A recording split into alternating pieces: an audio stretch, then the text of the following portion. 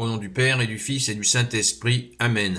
La paix de Jésus soit dans votre maison. J'espère que vous allez bien, que vous êtes dans la paix et la joie de Jésus.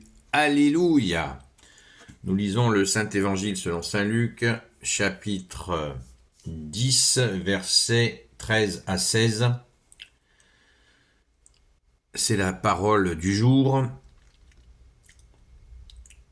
Donc, on est dans la suite de la lecture d'hier sur l'envoi des 72 disciples. Il faut bien se refixer le contexte de cette parole du jour. C'est la suite d'hier. Donc ceux qui veulent le comprendre, le contexte, eh bien vous lisez, vous regardez la vidéo d'hier. C'est tout simple. Malheur à toi, Chorazine. Malheur à toi, Bethsaïde, car si on avait eu dans Tyr et dans Sidon les miracles qui ont eu lieu chez vous, depuis longtemps elle aurait fait pénitence avec le sac assise sur la cendre. Tyr et Sidon s'en tireront sûrement à meilleur compte que vous au jour du jugement. Et toi, Capharnaüm, vas-tu t'élever jusqu'au ciel? Non, tu descendras jusque chez les morts. Celui qui vous écoute, c'est moi qui l'écoute. Celui qui vous rejette, c'est moi qui le rejette. Et celui qui me rejette, rejette celui qui m'a envoyé. Nous avons vu hier, quand Jésus prépare les disciples, leur donne les consignes pour être envoyés par deux, ils sont 72, eh bien, c'est absolument, c'est merveilleux. Jésus leur demande d'annoncer l'évangile, d'annoncer la proximité du royaume de Dieu, que tu es Jésus, par ta personne, toi qui es Dieu. C'est le royaume qui se fait tout proche. Le royaume se fait proche de vous. C'est la phrase la plus répétée dans l'évangile. Avec les 4 rédacteurs de l'évangile, c'est ce qu'ils répétaient le plus souvent. Donc c'est la bonne nouvelle annoncée. Jésus s'est fait proche de nous. Merci Jésus. Alléluia.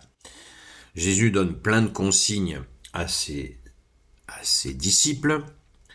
Et on voit sur la fin de ce qu'il dit, ce que tu leur dis, bien-aimé Jésus, c'est ceux qui refusent.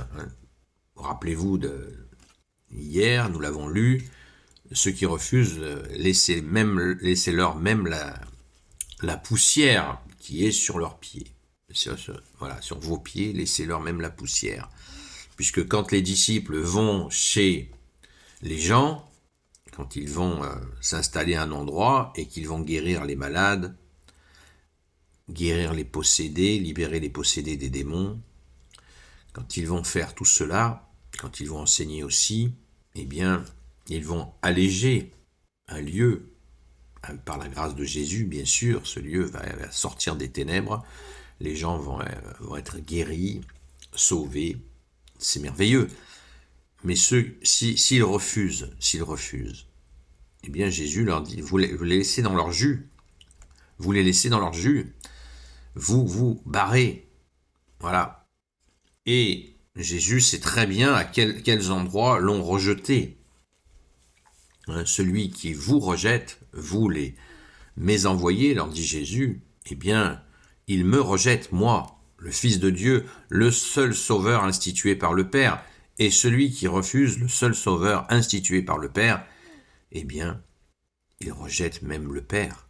Et oui, puisque c'est le Père qui a envoyé Jésus. Vous voyez la responsabilité gigantesque de refuser le sein de Dieu, le sein du Père, le seul sauveur, ça va très loin. Alors il y aura toujours des gens pour minimiser ça, jusqu'au jour où il leur arrive des gros soucis personnels, et là, ils commencent à s'interroger en disant sur leur toute-puissance, le syndrome de la toute-puissance. Le jour où nous arrive une merde, comme on dit en français courant, on réalise qu'on n'est pas si costaud que ça, et qu'on aurait mieux fait d'accueillir la grâce. Et là, Jésus donne, à travers cette lecture du jour, cette cartographie des endroits qui ne l'ont pas accueilli. Et Jésus le mentionne très clairement. Un peu plus haut, il avait dit que ceux qui n'acceptent pas les endroits qui le refusent seront moins bien traités que Sodome. la fameuse ville de Sodome qui a été entièrement détruite, Sodome et Gomorrhe. Donc là, Jésus donne la cartographie, et à un moment donné, il dit, tu dis Jésus, car si l'on avait eu dans le Tyr et dans Sidon les miracles qui ont eu lieu chez vous, depuis longtemps, elles auraient fait pénitence avec le sac assise sur la cendre. C'était ça c'est une référence à l'Ancien Testament que tout le monde connaît. Les endroits où quand les prophètes arrivaient à un endroit et ils voyaient qu'il y avait une ville qui était vraiment dans un péché très très très sévère, eh bien, il leur demandait de faire pénitence. Et comment faisait-il pénitence à l'époque? Eh bien, il s'habillait d'un sac à patates, un sac en toile de jute, vous voyez, et ils s'asseyaient, et donc ils enlevaient leurs vêtements, leurs beaux vêtements, et ils s'habillaient de cette manière-là, de façon à s'humilier vis-à-vis de Dieu, et ils s'asseyaient dans leur cendre. La cendre, c'est justement le symbole de la pénitence, symbole qui est repris pendant le carême catholique. Donc ce sont des moments de regret, et là c'est le sac et la cendre, c'est des moments donc de regret des fautes à la face de Dieu pour demander déjà le pardon de Dieu des erreurs du peuple. Donc voilà ce que mentionne Jésus pour bien comprendre le contexte. Régulièrement, Jésus fait référence à l'Ancien Testament, bien sûr, dans la culture des Hébreux, pour que les gens comprennent bien de quoi il parle. Merci Jésus. Donc à nous de décrypter et puis de connaître un minimum cette culture pour en comprendre le sens et bien sûr comprendre la libération que vient amener Jésus. Jésus veut dire Dieu sauve. Donc accueillons-le. Amen. Merci Jésus d'être le roi de gloire, le Dieu de nos vies. Amen.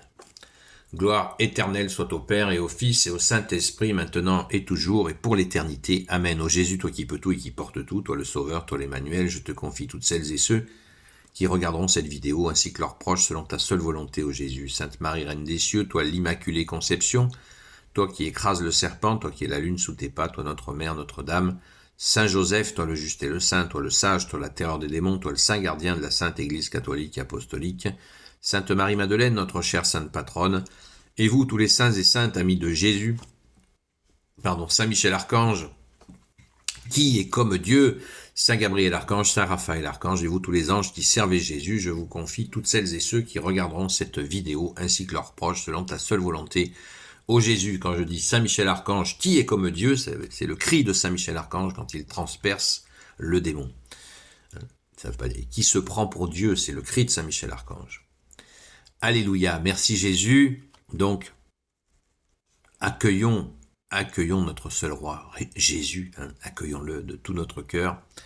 Il est le roi de gloire, le Dieu de nos vies. Amen. Je vous donne rendez-vous ce soir à 20h à la grâce de Jésus, sur la chaîne Seul Jésus Sauve, sur TikTok. À très vite, soyez bénis.